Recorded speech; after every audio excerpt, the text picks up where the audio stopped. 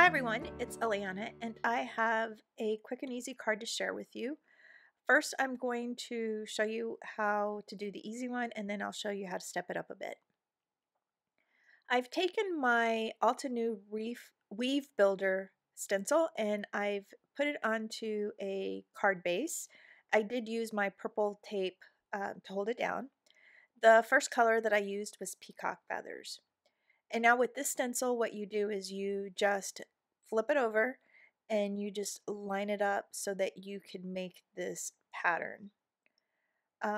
What I did learn is that you have to kind of really get into the grooves of the stencil so that you can get the images to connect. You'll see in my different cards how if you don't get nice into those little nooks and crannies that there's going to be a line in between. So you can kind of see there's a line in between my colors here. So for my sentiment, I'm going to use this birthday builder stamp set, and I think it's one of my favorite ones because I make a lot of birthday cards, and finding a birthday sentiment that's going to fit the style that I need, it's kind of sometimes it's a little bit hard, and this one makes it really easy because you get the word happy and birthday in they're separated so you can build your sentiment and then you can mix and match and but you have the birthday and the happy both in the same font if you want to keep it that way. So I'm just stamping this with my embossing ink onto some black cardstock, and I'm going to use the alabaster embossing powder. I'm not sure which of the birthdays I am going to use, so I just decided to stamp them all out at once and then figure out which one I want. I'm just going to score my card base, and I just picked out a nice turquoisey blue that would match with my card.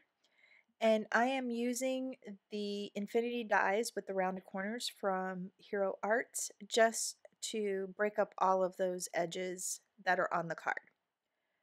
I'm also using the Script Words #2 from Altenew. And I've cut several of these out and I just stacked them together to make one dimensional die. And now I'm just taking all of the birthdays I made and I'm just seeing which one I like the best. And I'm going to go with this one. So I'm going to adhere it all together and I'm going to use some black foam tape. I did use Stick It on my dies so that it would be easier to assemble them together. So I'm just going to place it onto the front of the card, and then once you're ready, you just press it down and then it adheres well to the card.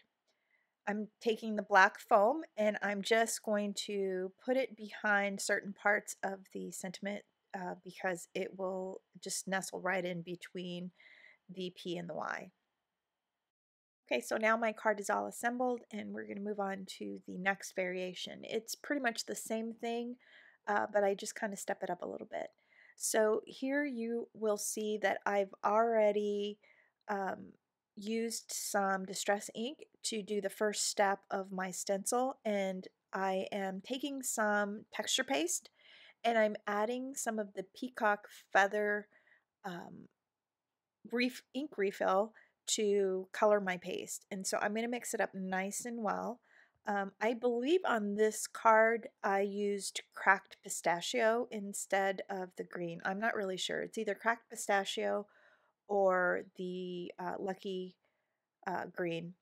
So I'm just taking my palette knife and I'm just adding my paste, and now I'm just kind of scraping off the excess.